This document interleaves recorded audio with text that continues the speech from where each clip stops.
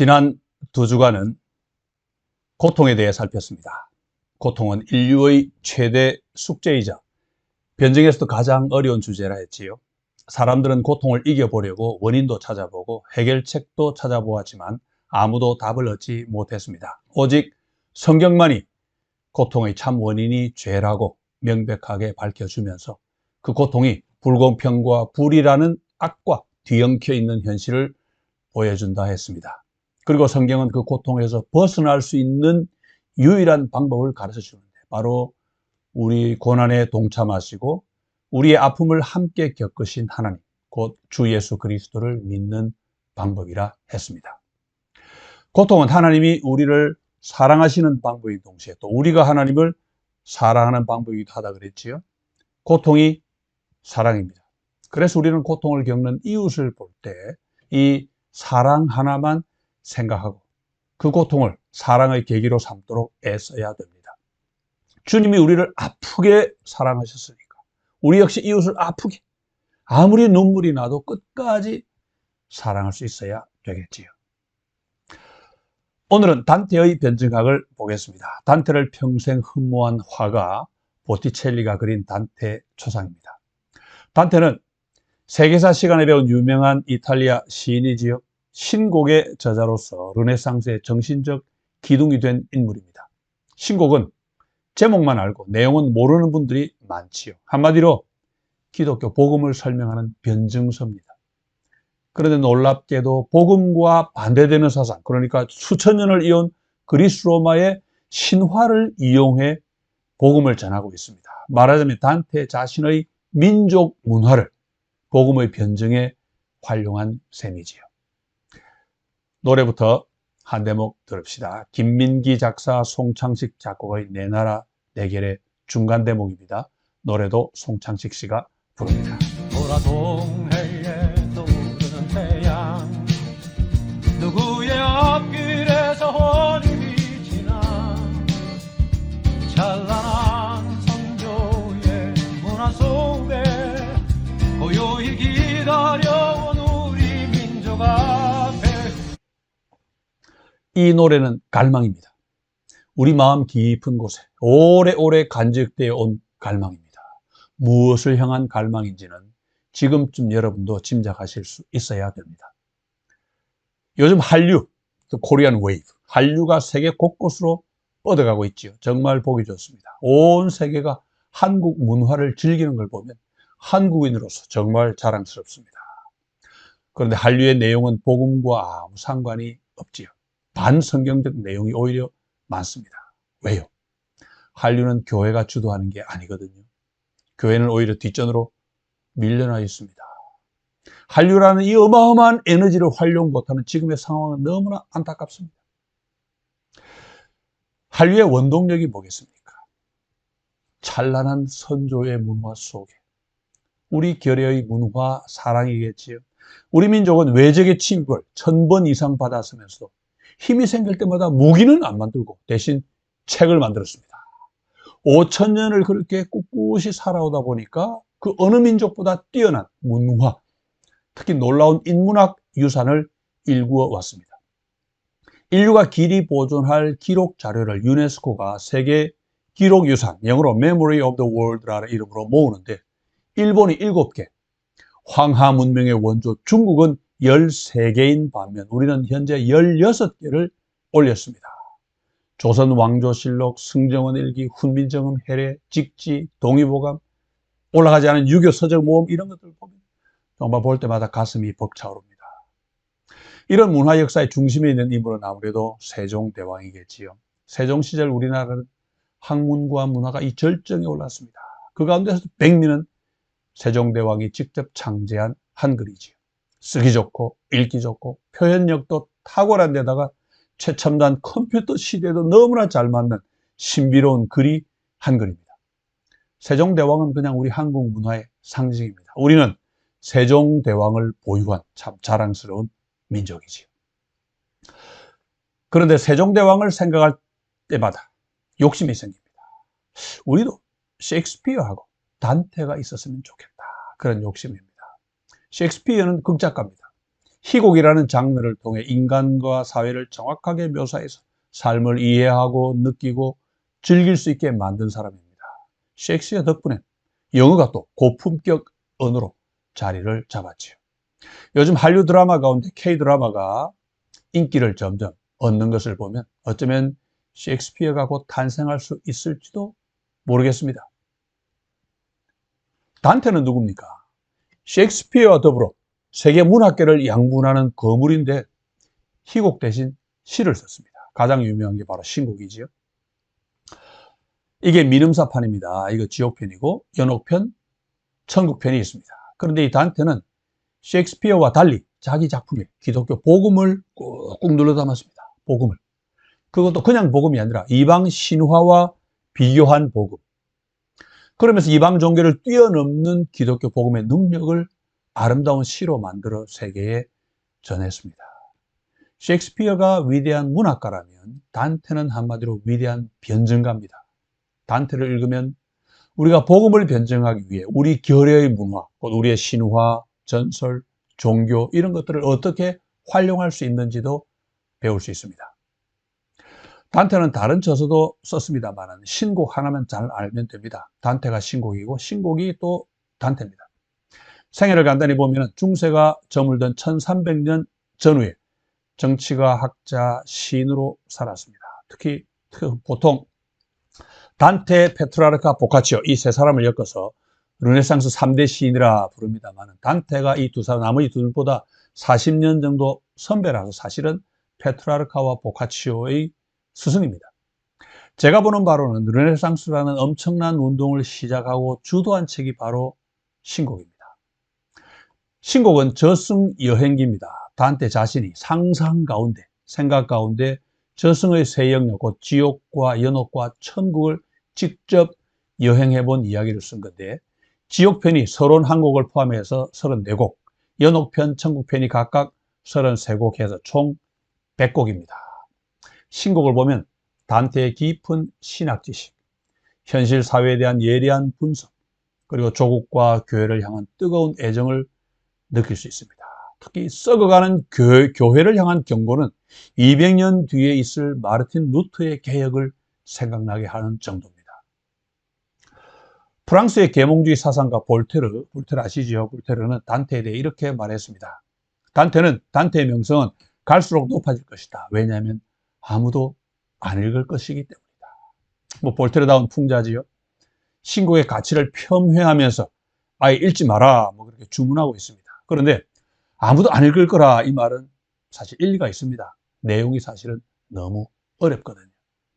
그래서 저는 학생들한테도 단테를 읽을 때는 반드시 안단테로 읽으라 부탁합니다. 안단테 아시죠?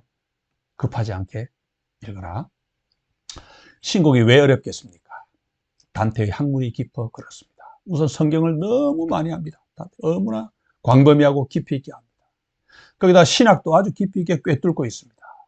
시인으로서 문학적 재능은 말할 것도 없고 철학을 비롯한 일반 학문에도 조예가 깊었습니다. 고대 로마의 중심지에 살면서 고대 그리스 로마 문화, 특히 신화와 철학을 정말 많이 알았습니다. 게다가 정치가로 활동했기 때문에 현실 사회도 정확하게 파악하고 있었습니다. 그래서 신곡이 대작이 된 것입니다. 신곡은 신화와 종교와 문화를 다루고 철학과 신학을 논하고 교회 개혁을 외치고 유럽의 정치적 변화까지 논하지만 전체 구도는 상상력으로 표현한 단테 개인의 경험입니다. 기억하시기 바랍니다. 한 개인의 올바른 회심이 온 교회, 온 세상을 바꿉니다. 교부 아우구스티누스의 위대한 사역도 개인 경험인 고백록에서 시작이 됐고 깨달음을 추구하는 안셈의 신앙 우리가 보았죠. 또 교회를 바로잡은 마르틴 루터의 개혁도 다 자기와의 싸움에서 시작됐습니다. 우리 시대 우리 교회 문제가 많지. 그걸 바로잡는 일도 저와 여러분 개인 하나하나에 달려있다는 말을 기억하면 좋겠습니다. 단테가 저승을 여행합니다. 그런데 혼자 하지 않고 안내자와 함께 갔습니다. 지난 시간에 숙제를 내드렸는데 누군지 찾아보셨습니까? 마지막 천국은 평생의 연인 베아트리체가 안내를 했지만 지옥과 연옥은 고대 로마의 시인 베르길리우스를 안내자로 세웠습니다. 우리는 영어 이름 버질로 많이 알고 있지요. 왜 베르길리우스일까? 뭐 고대 로마를 대표하는 시인이니까 같은 시인으로서 존경하는 마음이 있었겠지요. 그렇지만 불신자 베르길리우스를 안내자로 삼은 진짜 이유는 베르길리우스가 전한 고대 로마의 신화를 자기가 전하는 기독교 복음과 비교하기 위해서입니다. 단테의 신곡은 베르길리우스의 대서사시 아이네이스를 벤치마킹한 책입니다. 아이네이스에 나오는 구도를 그대로 가져다 썼을 뿐만 아니라 등장하는 인물도 그대로 가져와서 신곡에 똑같이 등장시키고 있습니다. 어떻게 보면 뺏겼다 해도 될 정도입니다. 그런데도 표절 시비는 안 합니다. 왜요? 완전히 새 작품을 만들었거든요. 비평가 T.S. 엘리어트는 이런 걸 두고 어설픈 시인은 뺏기고 노련한 시인은 훔친다. Immature poets imitate, mature poets steal. 이렇게 말했습니다. 뺏기면 원작이 남아있으니까 비교해보고 비슷하다 아니다 시비가 생기죠. 그런데 훔쳐버리면 어떻게 됩니까? 원작이 없어져 버립니다. 그러니까 그런 시비도 안 생기겠지. 아주 엘리어트다운 표현입니다. 자, 그러면 베르길리우스는 누구며 아이네이스는 또 어떤 책입니까? 베르길리우스는 고대 로마를 대표하는 시인의 하나입니다. 왕국이던 로마가 제국으로 바뀌던 아우구스투스 황제 때 살면서 신생 로마 제국의 발전을 기원하며 노래한 책이 바로 아이네이스입니다. 우리식으로 말하면 뭐 단군 신화 내지 용비어천가에 해당됩니다. 그래서 순결한 영혼을 가진 영웅, 이 아이네이스의 주인공인 아이네아스의 직계 후손이 로물루스로 태어나 로마 왕국을 설립했고, 오래전에 역시 아이네아스의 직계 후손인 옥타비아누스가 왕국을 제국으로 확장시켰다, 그런 이야기를 담고 있습니다. 단테가 관심을 가진 부분은 아이네이스 6권에 나오는 저승 방문 이야기입니다. 아이네아스가 로마의 장래가 어떻게 될 건지 알아보기 위해 죽은 아버지를 만나려고 저승을 방문하는데, 베르길리우스는 저승의 모습을 마치 자기가 직접 거기 방문을 해본 것처럼 자세하게 묘사하고 있습니다. 물론 용비어천가답게 아버지의 입을 통해 로마가 대대로 번영할 것이다, 그런 예언도 들려줍니다만은, 단테는 그런 용비어천가보다 베르길리우스가 묘사한 저승의 구체적인 모습에 더 관심을 두었습니다. 그래서 베르길리우스가 묘사한 저승을 그대로 자기 책 신곡에 가져와 사용하는데, 로마 신화에 나오는 그 저승 이야기를 성경에 근거한 자신의 저승 이야기와 비교했습니다. 등장인물도 그대로 사용하면서 성경의 인물을 추가하지요. 그렇게 함으로써 단테는 고대 로마의 종교와 자기가 가진 기독교 신앙이 어떻게 다른지 아주 멋지게 설명합니다. 단테는 로마 건국 신화를 담은 베르길리우스의 책 아이네이스를 복음을 변증하는 멋진 접촉점으로 삼은 셈이지요. 그런 다음 신화와 성경 사이의 멋진 이 소통까지 보여줍니다. 베르길리우스도 영웅 아이네아스가 저승을 방문할 때 혼자 가게 하지 않고 안내자를 딸려 보냈습니다. 고대 신화에서 유명한 쿠마의 무녀였는데, 이 무녀는 평소에도 이승과 저승을 오가며 이렇게 살았기 때문에 저승을 훤히 알고 있었습니다. 그래서 복잡한 저승길을 잘 안내해서 아이네아스가 길을 잃지 않고 아버지를 잘 만나고 돌아오도록 도와주었습니다. 베르길리우스가 묘사하는 저승은 그냥 죽음 이후 가는 곳입니다. 사람은 누구나 그리 갑니다. 저승에 들어서니까 입구에 안쪽에 죽음의 원인들이 놓여 있었습니다. 병, 노년, 기아, 허약 이런 것들인데, 병들어 죽고 나이 많아 죽고 배고파 죽고 약해서 죽습니다. 죽음의 의미를 나름 파악하려고 애를 쓴 거지요. 조금 가다 보니까 저만치 강이 하나 보입니다. 아시겠습니까? 아케론 강이지요. 스틱스라고도 부릅니다. 강에는 배가 한 척 있어서 배사공 카론이 망자들을 이승에서 저승으로 이렇게 실어 나릅니다. 망자들은 구천을 떠돌기 싫어 서로 배를 타려고 막 경쟁합니다만, 카론은 객사한 영혼을 말없이 밀어냅니다. 거부하고 장례를 치른 영혼들만 배에 태워줍니다. 강가에는 수많은 영혼이 있었습니다. 그들이 배에 오르는 모습을 베르길리우스는 이렇게 묘사하고 있습니다. 모두가 강가로 몰려가고 있었다. 어머니들, 장정들도, 용감무쌍한 삶을 마감한 수많은 영웅들도, 소년들도, 시집 못 간 소녀들도, 부모 눈앞에서 한 줌 재로 화장된 어린 아이들까지. 그 수가 얼마나 많은지, 가을 첫스리가 내일 무렵 가지에서 떨어져 숲에 쌓이는 낙엽처럼 많고, 또 추운 계절이 찾아오면 애는 바다를 건너 햇살 비치는 땅으로 날아가는 하늘을 뒤덮은 철새처럼 많았다. 어른도 죽고 아이도 죽습니다. 죽는 이유도 다양합니다. 그런데 많습니다. 베르길리우스는 떨어져 숲에 쌓이는 낙엽의 비기입니다. 많지요. 허무합니다. 또 하늘을 뒤덮은 철새에도 비기는데 그 철새는 햇살 비치는 땅을 향해 날아갑니다. 죽음인데도 일말의 희망은 놓지 않은 거지요. 아이네아스가 무녀의 안내를 받아 배를 타려고 했더니 카론이 거부합니다. 뭐라고 그러냐? 거기 너 살아있는 영혼아, 죽은 자들에게서 비켜나라. 망자들만 탈 수 있기 때문에 살아있는 사람은 못 탄다는 것입니다. 그렇다 무녀가 지상에서 꺾어온 황금 나뭇가지를 보여줍니다. 그러니까 신의 뜻이구나. 그러고는 아이네아스와 무녀를 태워 주었는데, 영혼들만 타는 배에 몸을 가진 아이네아스가 타니까 배가 삐걱거리고 아케론의 흙탕물도 새 들어왔다. 그렇게 써놓고 있습니다. 들어가 보니까 저승은 여러 구간으로 나눠져 있습니다. 무고로 죽은 자들의 억울함을 풀어주는 것도 있고, 자살한 사람들이 모여있는 것도 있고, 슬픔의 벌판, 전쟁 용사들의 벌판, 이런 것들도 있고, 또 이승에서 특히 나쁜 짓을 한 사람들이 가는 타르타로스, 그리고 아주 바르게 산 사람들이 가는 엘리시움도 있었습니다. 이 땅에 불의와 불공평이 있음을 알고 저승에 가서라도 그나마 바로잡아 보려고 애를 쓴 거지요. 자세하게 다 볼 수는 없고 일단 이 정도만 보고 일단 우리 신곡으로 넘어가 보겠습니다. 단테가 가장 먼저 방문한 곳은 지옥입니다. 세 영역 가운데. 그런데 단테의 지옥은 모든 사람이 가는 곳이 아니라 그리스도를 믿지 않은 사람들만 가는 것입니다. 문 입구에도 아주 무시무시한 글귀가 적혀 있었지만 문에 들어가니까 허공을 떠도는 수많은 영혼이 있습니다.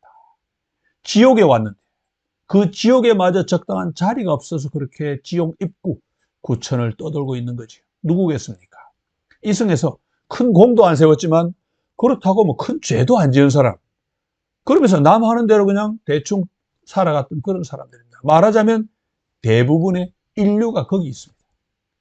여기서 이 차이가 나타납니다. 베르길리우스는 저승에는 사실 특별한 사람만 있고 평범한 사람은 어디 가는지 아무 말이 없습니다. 그렇지만 단테는 그 평범한 사람들을 전부 지옥에 보냅니다. 단테는 그 사람들을 가리켜 죽음이 망쳐놓은 사람들이라 부릅니다.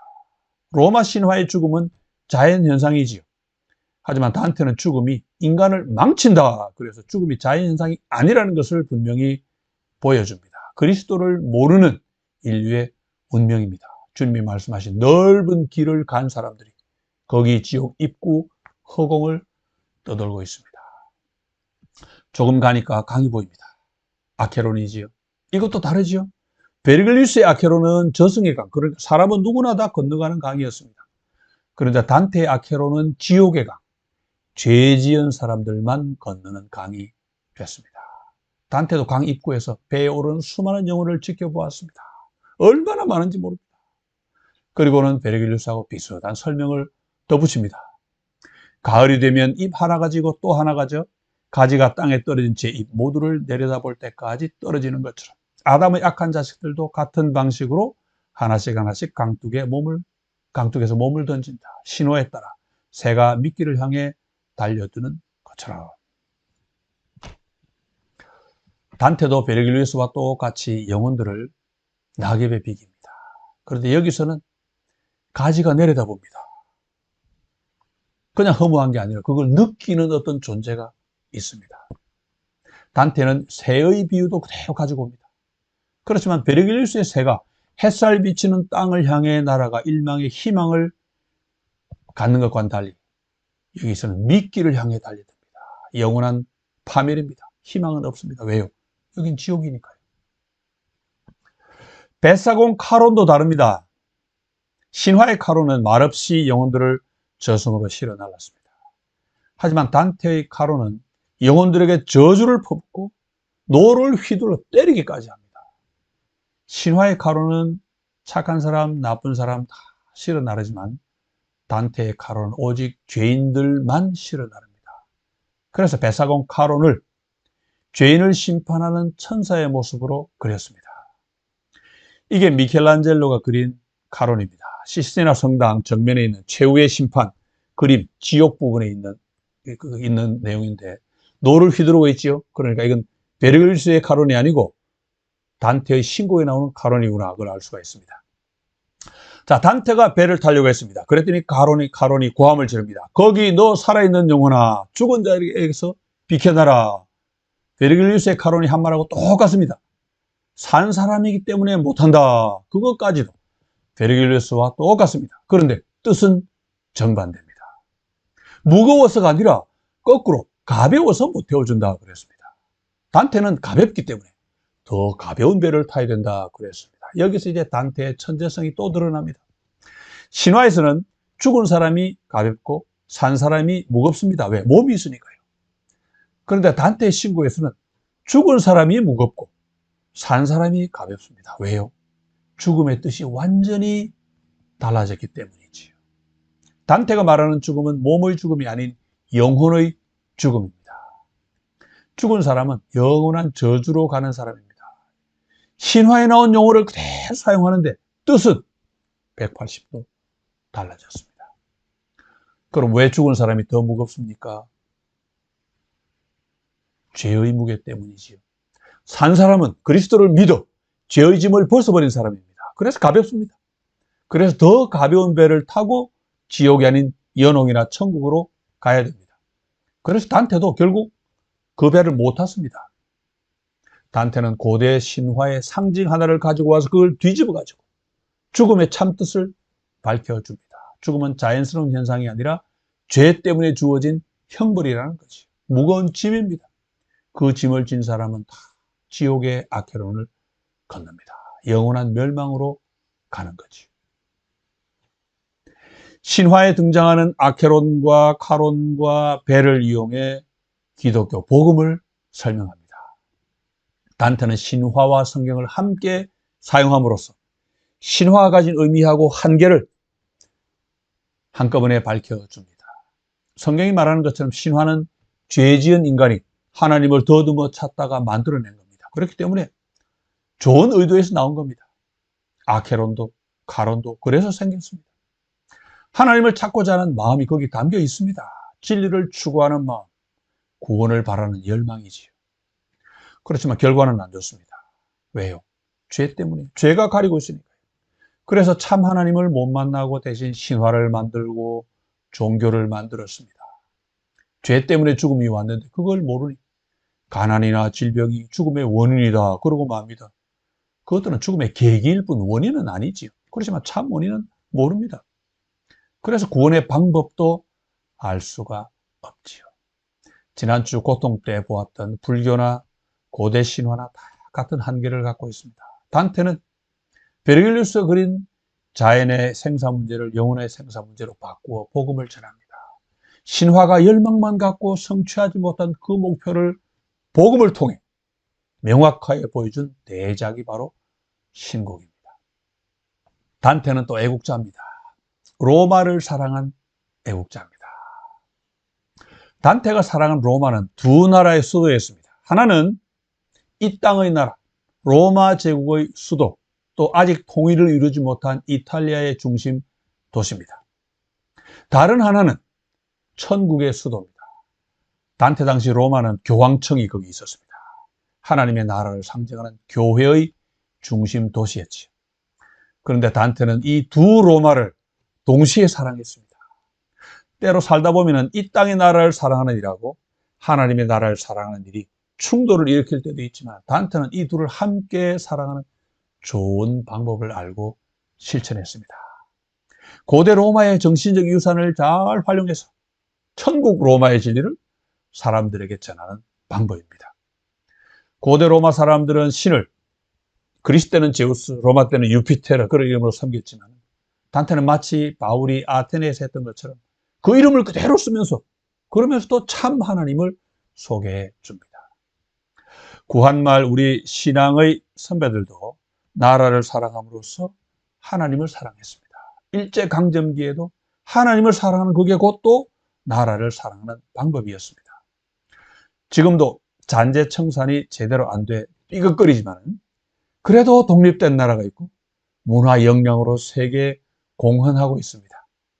그런 상황에서는 조상들의 문화를 활용해 복음을 전한 그 단테의 본이 우리가 따라할 멋진 보기로 남아 있습니다. 저는 하나님이 우리 한국 교회에도 단테를 주시기를 간절히 기도합니다. 우리의 전통 문화, 특히 단군 신화를 비롯한 우리의 신화와 전설, 그리고 어렸을 적 할머니가 들려주시던 온갖 재미있는 이야기, 곧 오늘 우리 한국인의 정신을 형성하고 있는 모든 요소를 섭렵해서 그걸 활용해 복음을 변증하는 그런 사람이 우리의 단테지. 시대가 급변하고 있는 만큼 우리 한국인의 정서를 형성하는 요소도 아마 달라지고 있을 겁니다. 전통적인 것들과 더불어 우리 시대의 첨단 문화까지 활용할 수 있으면 금상첨화겠지. 그러면 단테가 아닌 우리는, 평범한 우리는 어떻게 이런 변증을 할 수 있을까요? 주여 단테를 주옵소서. 기도만 하고 있을 것이 아니라 우리 한 사람 한 사람이 작은 단테가 될 수 있습니다. 나 개인이 변해야 세상도 달라진다고 말씀드렸지요. 고등학교 때까지만 해도 우리가 다 시인 아니었습니까? 그런 문학적 감성은 나이가 들어도 사라지지 않습니다. 나뿐 아니라 불신자도 마찬가지입니다. 그거 활용해 보면 어떻겠습니까? 잘 아시는 시 있죠. 너무나 쉬운. 강나루 건너서 밀밭길을 구름에 달가듯이 가는 나그네. 길은 외줄기 남도 300리 술리는 마을마다 타는 저녁 구름에 달가듯이 가는 나그네. 박목월 장로님이 쓰신 이 시는 누구나 아는 인생 노래면서 또 우리가 볼 때는 천국 가는 나그네 모습도 됩니다. 얼마나 이야기하기 좋습니까? 또 내가 그의 이름을 불러주기 전에는 그는 다만 하나의 몸짓에 지나지 않았다. 내가 그의 이름을 불러주었을 때 그는 나에게로 와 꽃이 되었다. 김춘수 시인은 기독교인은 아니지만 기독교 냄새가 나는 시를 많이 썼습니다. 이 시 연애할 때 많이 써먹지 않습니까? 그런데 이 시가 양 한 마리 한 마리의 이름을 부르시는 주님과 잘 통하지 않습니까? 얼마나 좋습니까? 이런 자료가 무궁무진입니다. 문학은 우리 모두의 마음에 담겨 있습니다. 마음 문을 열고 대화 나누기에 더없이 좋은 그런 소재가 되지요. 앞에서도 언급했지만 지금 한류가 세계를 덮고 있습니다. 제가 미국의 분위기를 봐서는 한류 열기는 아마 상당 기간 동안 이어질 것 같습니다. 한국의 국력이 강해지면서 아마 더 강해질 것이고 통일을 이룬다면 세계 문화를 옛날 그리스 로마 민족처럼 세계 문화를 선도할 가능성마저 있습니다. 김구 선생이 나의 소원이라는 글에서 말한 것처럼 우리 결혜가 문화의 힘을 한없이 가지고 세계에 공헌하는 것은 더없이 기쁜 일입니다. 그렇지만 그리스도인으로서 그 공헌이 참 생명을 전하고 복음을 확산하는 일이면 얼마나 좋을까 하는 그런 꿈을 꾸어봅니다. 셰익스피어도 얼른 와주기를 바라지만 그보다는 단테가 꼭 있으면 좋겠습니다. 그렇게 하자면 정말 시급한 일이 뭐겠습니까? 우리의 전통 문화와 기독교 복음의 만남입니다. 우리는 복음의 역사가 100년, 200년이나 되면서도 아직 그 복음을 우리의 몸에 꼭 맞는 옷으로 만들지 못하고 있습니다. 찬송가만 해도 최근 들어 한국인이 만든 게 몇 개 들어왔지 아직 대부분 서양에서 들어온 것들 아닙니까? 진보적인 신앙을 가진 사람들은 토착화의 노력을 많이 기울였습니다만 아직 우리 한국교회 전체를 볼 때 큰 성과는 없다는 생각이 많이 듭니다. 복음이 우리 체질과 완전한 결합을 이루면 복음이 우리 한국 문화의 핵심 요소로 자리를 잡겠지요. 그러면 세계로 뻗어가는 한류 속에 복음 역시 한 자리를 아니죠. 어쩌면 중심 자리를 차지하고 세계로 뻗어갈 수 있지 않겠습니까? 기생충, 오징어 게임, 지옥, 지금 우리 학교에서는 헤어질 결심, 한국 영화나 드라마가 연이어 세계 1위를 차지하고 있습니다. 인기를 독차지하고 있습니다. 지금도 삶의 의미, 종교 이런 유익한 주제가 많이 담겼지만 바탕을 이루고 있는 사상은 기독교가 아닌 불교입니다. 사람은 다 착하다 그런 메시지가 한류를 통해 전 세계에 지금 전파되고 있는 셈이지요. 우리 민족 문화는 열망입니다. 오직 복음만이 그 열망을 성취할 수 있습니다. 누구 책임입니까? 한국인이면서 그리스도인, 바로 우리의 책임 아니겠습니까? 자, 우리가 이 책임을 잘 감당하면 어떻게 되겠습니까? 찬송가 가사처럼 되겠지요?